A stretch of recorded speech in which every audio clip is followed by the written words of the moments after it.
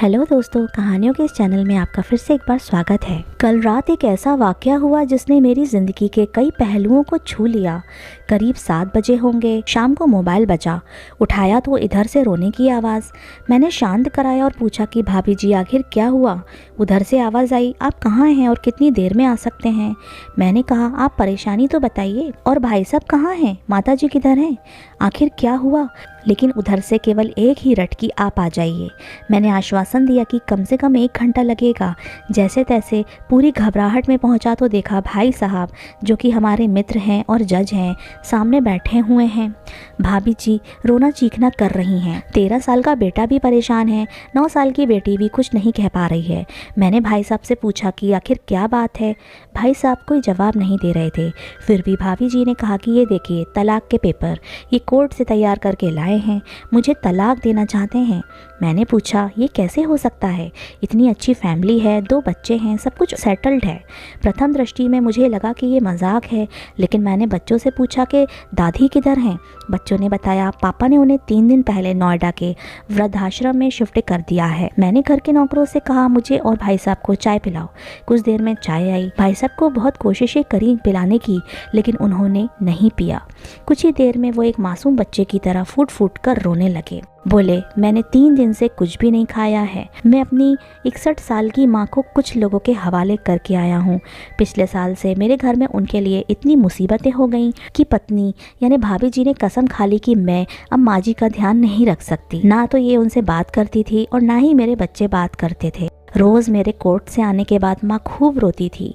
नौकर तक भी अपनी मनमानी का व्यवहार करते थे। माँ ने 10 दिन पहले बोल दिया, बेटा तू मुझे ओल्ड एज होम में शिफ्ट कर दे।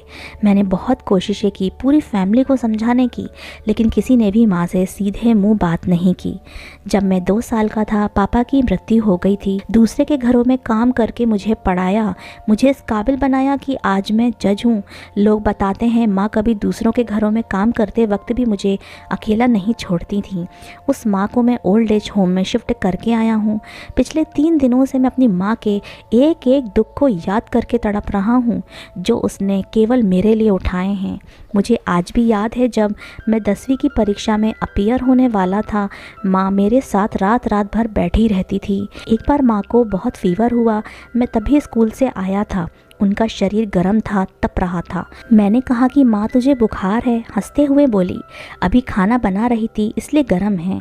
लोगों से उधार मांगकर मुझे दिल्ली के विश्वविद्यालय से LLB तक पढ़ाया। मुझे ट्यूशन तक नहीं पढ़ाने देती थी कि कहीं मेरा टाइम खराब ना हो जाए।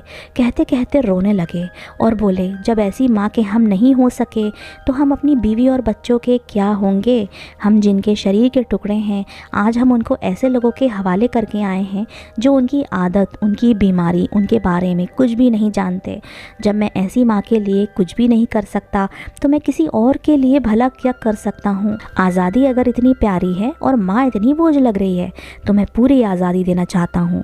जब मैं बिना बाप के पल गया तो ये बच्चे भी पल जाएंगे। इसलिए मैं तलाक देना चाहता हूँ। सारी प्रॉपर्टी इन लोगों के हवाले करके उस ओल्ड एज होम में रहूँगा। कम से कम मैं माँ के साथ तो रह सकता हूँ। और अगर इतना सब कुछ करके माँ आश्रम में रहने के लिए मजबूर हैं तो एक दिन मुझे भी आखिर जाना ही पड़ेगा। माँ के साथ रहते रहते आदत भी हो जाएगी। माँ की तरह तकलीफ तो नहीं होगी। जितना वे बोल रहे थे उससे भी ज्यादा वे रो रहे थे। बातें करते करते रात के 12:30 हो गए। मैंने भाभी जी के चेहरे को देखा, उनके भाव भी प्रायश्चित और ग्लानि से भरे हुए थे। मैंने ड्राइवर से कहा, अभी हम लोग नोएडा जाएंगे। भाभी जी और बच्चे, हम सारे लोग नोएडा पहुंचे।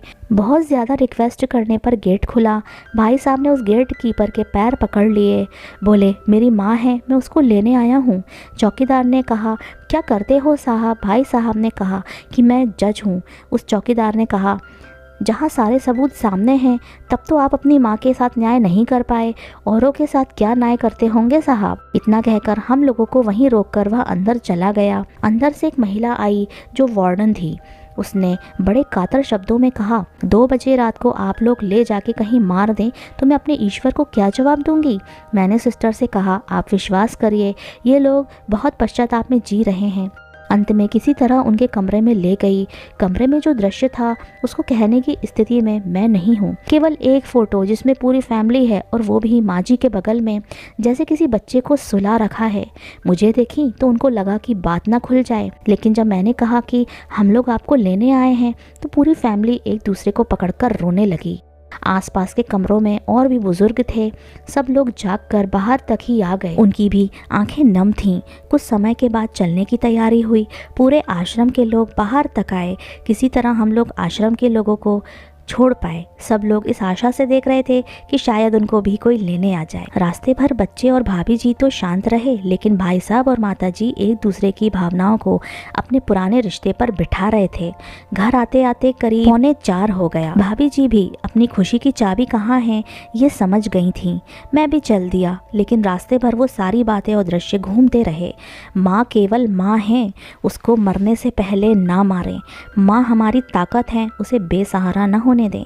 अगर वह कमज़ोर हो गई तो हमारी संस्कृति की रीढ़ कमज़ोर हो जाएगी। बिना रीढ़ का समाज कैसा होता है किसी से छुपा नहीं है। अगर आपकी परिचित परिवार में ऐसी कोई समस्या हो तो उसको ये ज़रूर पढ़ाएं, बात को प्रभावी ढंग से समझाएं। कुछ भी करें, लेकिन हमारी जननी को बेसहारा बेघर ना होने दें। अगर माँ की आंख से आंसू गिर गए तो ये कर्ज कई जन्मों तक रहेगा। यकीन मानना, सब होगा तुम्हारे पास, पर सुकून नहीं होगा। सुकून सिर्फ माँ के आंचल में होता है। उस आंचल को बिखरने मत देना। तो दोस्तों, हमारी कहानियाँ आपको मनोरंजन करने के साथ साथ प्रेरणा भी देती हैं, और यदि हमारी कहानी से आपकी ज़िंदगी में थोड़ा भी बदलाव आया हो तो हमारी चैनल को अपने दोस्तों तक ज़रूर शेयर कीजिएगा और हमारे चैनल को सब्सक्राइब करना ना भूलें।